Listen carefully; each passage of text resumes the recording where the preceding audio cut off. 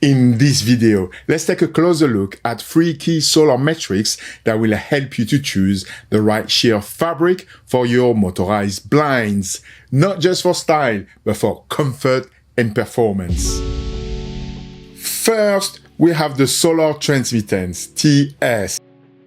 This is the percentage of the total solar energy that passes through the fabric into the space, which includes visible light and heat.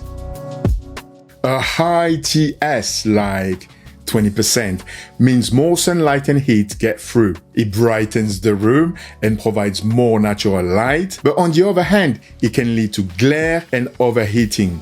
A low TS, like 5%, blocks more solar radiation. It is great for keeping the room cool, but on the other hand, it provides less daylight. So, for example, if I need to specify roller blinds sheer fabric in a meeting room or a workspace where the windows are south-facing, meaning that they receive direct sunlight most of the day and therefore increases glare and heat gain, leading to high cooling cost, I would choose a fabric with a low TS, like between 5 to 10%.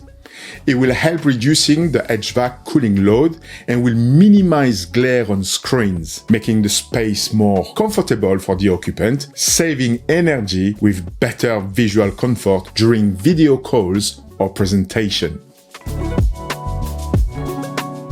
If, on the other hand, my windows are north-facing, receiving indirect sunlight all day, in this case, I will specify fabric with a high TS, like between 20 to 30%, which will let ample natural daylight and therefore reducing lighting costs.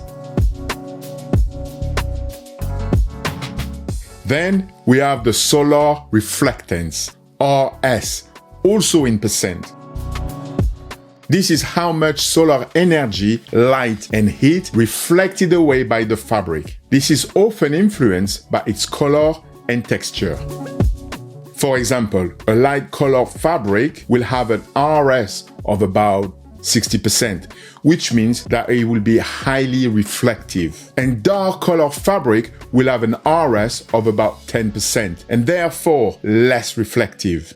So, if the windows in my working space are south-facing, I may want to use a fabric with a high RS in order to reflect the solar radiation. On the other hand, to reduce glare on screen, I may want to ensure the fabric has also a low TS, transmittance, as we previously discussed.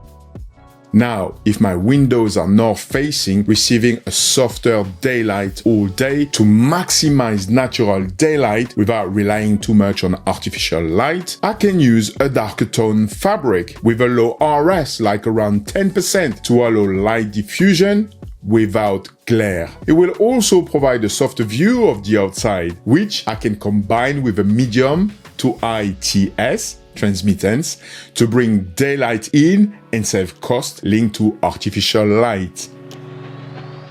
The third parameter is the solar absorbance, AS. It is the percentage of solar energy the fabric absorbs, as opposed to transmit or reflects. Let's remind ourselves that some of this absorbed energy will later radiate into the room as heat.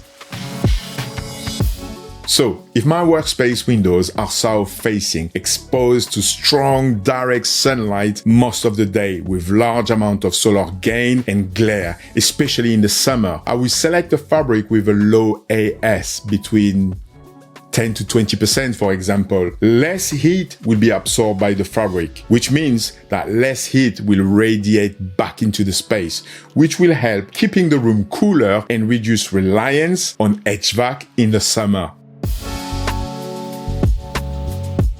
And to deal with the winter months, I'll have to consider and pair AS solar absorbance with the other heat retention strategies, TS, the solar transmittance, and RS, the solar reflectance. This will give me a view on how the fabric will impact heat and glare all year round. For my north-facing windows with very little direct sunlight throughout the day, I could use fabrics with a higher AS, like between 40 to 50%.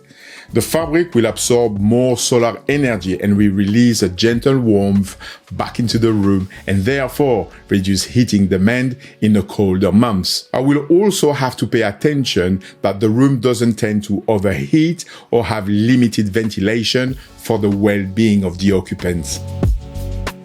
As we just saw, we will have to very often pair one solar performance with the others, as the total amount of solar energy must go somewhere. That's why TS, solar transmittance, plus RS, solar reflectance, plus AS, solar absorbance, always add up to 100%. Which means that when selecting a sheer fabric for my roller blinds, I have to consider how those three parameters work together to find a good combination to match the purpose of the room. Whether it is a focused workspace or a common area like break rooms or recreational spaces or a circulation zone such as a lobby or corridors. I will have to assess the orientation of the building so the fabric as specified contribute to the well-being of the occupant, improve productivity, and save cost linked to HVAC and artificial lights. Voilà. There you have it, how to specify roller blind sheer fabrics. I hope you find this information useful, and if you have any question with regards of solar performance when selecting fabric for your motorized roller blinds, please let me know in the comment section below. Thank you and see you again on the next tutorial.